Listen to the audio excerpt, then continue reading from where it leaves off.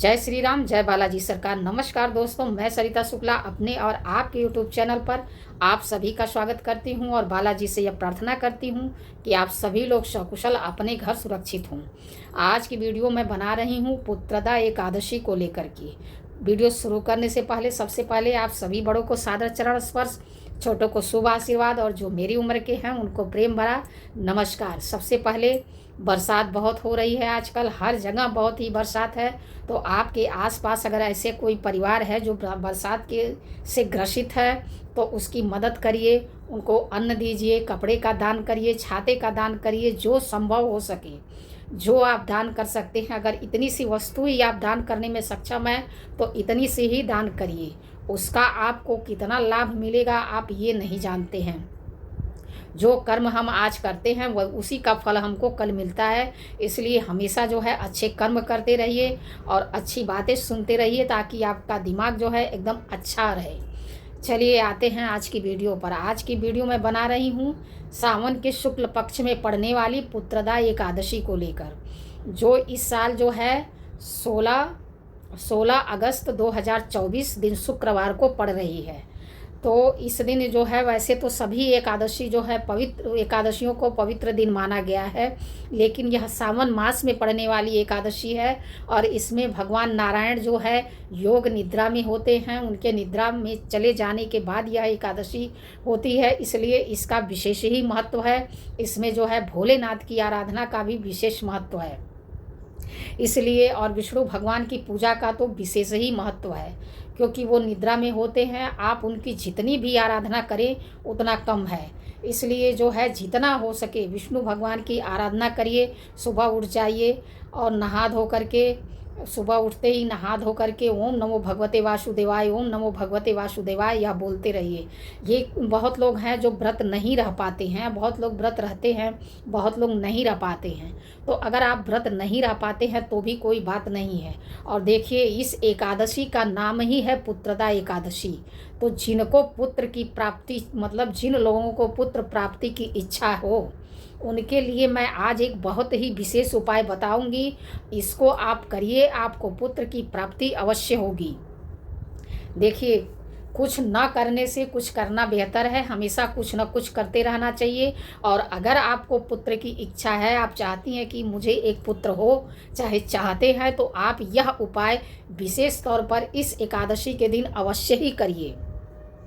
आपको क्या करना है, सुबह उठिए, नहा धो करके पीले वस्त्र धारण करिए, लक्ष्मी नारायण की फ़ोटो को स्थापित करिए। अगर प्रतिमा है तो प्रतिमा को स्थापित करिए, उनका जो है दूध से अभिषेक करिए। अगर फ़ोटो है तो उस पर आप ऐसे ऐसे दूध छिड़क दीजिए थोड़ा सा, मतलब ऐसे कि मतलब आपने स्नान करा दिया। और अगर आपके पास प्रतिमा है तो उसको एक थाली में रख करके बराबर उनसे दूध से उनको स्नान कराइए। उसके बाद उनको स्वच्छ जल से स्नान कराइए, फिर उनको स्थापित करिए। उनको गुलाब के फूलों की माला अर्पण करिए और उनके सामने एक घी का दीपक जलाइए चौमुखा, और उसमें जो है 7 लौंग नहीं तो 5 लौंग डाल दीजिए और दीपक जला करके उनके सामने रखिए।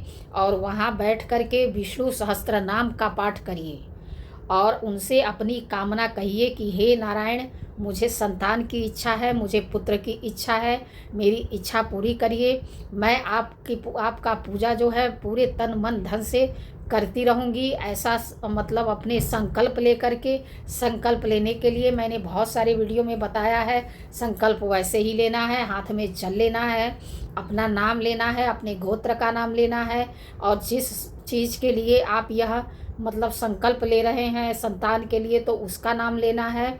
और उसके बाद यह संकल्प लेकर के भगवान का नाम लेकर के जल छोड़ देना है। उसके बाद बैठिए उनके सामने, उनकी आराधना करिए, उनको पीले वस्त्र चढ़ाइए, उनको पीली मिठाइयाँ चढ़ाइए।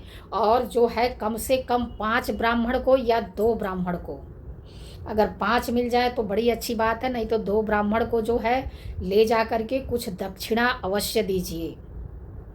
ये कोई ज़रूरी नहीं है, आप जितना देने में सक्षम हो उतना दे सकते हैं। कोई ज़रूरी नहीं है कि बहुत ज़्यादा ही देना है। दक्षिणा देनी है, आप जितना देने में सक्षम हो उतना दीजिए। उनको दक्षिणा दीजिए, उनका पैर छू करके उनसे आशीर्वाद लीजिए। और उसी दिन मतलब ये आप उपाय करेंगे, ये एकादशी के दिन से शुरू करेंगे। फिर आने वाले गुरुवार से, आने वाले हर गुरुवार को यह आपको करना है। सुबह नहा धो करके नारायण जी की फ़ोटो रखिए, उनको जैसे मैंने बताया स्नान कराइए। उसके बाद उनको जो है फूलों संकल्प सिर्फ पहले दिन ही लेना है, एकादशी के दिन संकल्प रोज़ नहीं लेना है। और गुरुवार के दिन सिर्फ आप उनकी पूजा करिए और एक नारियल उनके सामने रखिए और वह नारियल जो है उनके सामने ही रहने दीजिए, उसको हटाइएगा नहीं। एकादशी के दिन ही वो नारियल रखिए और उनसे खूब प्रार्थना करिए और वो नारियल हटाइए नहीं, वो नारियल ऐसे ही रहने दीजिए। कम से कम 11 गुरुवार तक आप यह करिए, लगातार विष्णु सहस्त्र नाम का पाठ करिए। और उसके बाद जो है उनको पीला प्रसाद चढ़ाइए। पीला वस्त्र रोज़ नहीं चढ़ाना है, सिर्फ पहले दिन चढ़ाना है। रोज़ ब्राह्मणों को दान नहीं देना है, सिर्फ पहले दिन एकादशी वाले दिन देना है। लास्ट गुरुवार जब आपका आता है, लास्ट गुरुवार के दिन कम से कम 5 ब्राह्मण या तो 2 ब्राह्मण अपने घर बुलाइए, उनको भोजन कराइए, उनको वस्त्र दान करिए और उनके चरण छू करके आशीर्वाद लीजिए और उनको कुछ द्रव्य दक्षिणा उनको दान करिए। और जो नारियल आपने रखा था भगवान के सामने इतने दिनों से, उस नारियल को जो है एक लाल कपड़े में बांध करके अपने घर में किसी सुरक्षित स्थान पर रख दीजिए। जब भगवान आपकी कामना पूर्ण कर दें, लक्ष्मी नारायण, जब आपको पुत्र की प्राप्ति हो जाए, उसके बाद उस नारियल को ले जा करके बहते हुए जल में प्रवाहित कर दीजिएगा। और थोड़ा सा मीठा प्रसाद, मतलब पीला कलर का प्रसाद थोड़ा लेकर के कुछ गरीब लोगों में बांट दीजिएगा। बस यही उपाय आप कर लीजिए, आपको पुत्र की प्राप्ति अवश्य होगी। और एक बात, सुबह से लेकर शाम तक जितनी बार हो सके उतनी बार आपको ओम नमो भगवते वासुदेवाय, ओम नमो भगवते वासुदेवाय इस मंत्र का जाप करते रहना है।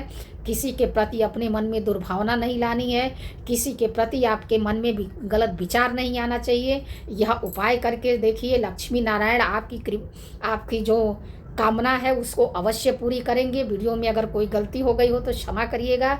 ऐसी जानकारी के लिए हमसे जुड़िए, हमारे चैनल को लाइक, सब्सक्राइब और शेयर करिए। जय श्री राम, जय बालाजी सरकार।